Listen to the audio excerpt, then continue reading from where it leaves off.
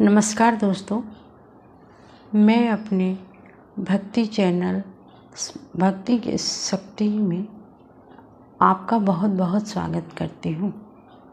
मैं आज आपको भक्ति की जो शक्ति है उसके संबंध में एक छोटी सी हनुमान जी की कहानी बताना चाह रही हूँ, जिसमें हनुमान जी भरे दरबार रामचंद्र जी के भरे दरबार में अपना सीना फाड़कर उसमें राम सीता जी के मूर्ति को दिखाते हैं। दोस्तों, चूँकि ये मेरा पहला वीडियो है इसलिए थोड़ी सी गड़बड़ी है। एक बार जब भगवान राम लंका विजय के बाद अपने दरबार में सीता माता के साथ उपस्थित हुए, उन्होंने अपने सभी सहयोगियों को जो उनके युद्ध में उनकी सहायता की थी उनको कुछ उपहार दिया। हनुमान जी एक कोने में बैठे थे। माता ने उन्हें देखा और जाकर उन्होंने अपना बहुत सुंदर और अनमोल हार मोतियों से की बनी हुई उन्हें गिफ्ट में दे दी। माता ने गिफ्ट में दिया है, हनुमान जी ने ले लिया। हनुमान जी थोड़ी देर में उस मोतियों को तोड़ कर देखने लगे। सब दरबारी आश्चर्यचकित हो गए। माता स्वयं आश्चर्यचकित हो गई कि हनुमान जी क्या कर रहे हैं। उन्होंने जाकर उनसे पूछा, हनुमान तुम ये क्या कर रहे हो? इतनी अच्छी माला को तुम तोड़ दिए और उनकी मोतियों को भी तुमने खंडित कर दिया। तो हनुमान जी ने कहा कि माता, मैं इसे फोड़कर इसलिए देख रहा हूँ कि इसमें मेरे भगवान कहाँ हैं। इसमें तो कोई भगवान नहीं है। मैं हर मोतियों को तोड़ कर देख रहा हूँ कि किस में भगवान की मूर्ति है और आपने मुझे दिया है। तो सब दरबारी हंसने लगे। बोले, कैसे पागल हो हनुमान तुम, मोतियों में भी कहीं भगवान होते हैं? तो हनुमान जी ने कहा, हाँ भगवान तो सब कण कण में है। तो बोले, अच्छा। दरबारी बोले, अच्छा क्या तुम्हारे सीने में भी राम है? तो बोले, हाँ मेरे तन में भी राम है। उन्होंने कहा कि अच्छा, अगर इसी बात है तो तुम दिखाओ। हनुमान जी ने अपना सीना चीरा और दरबारियों ने देखा कि उसमें राम सीता जी की मूर्ति है।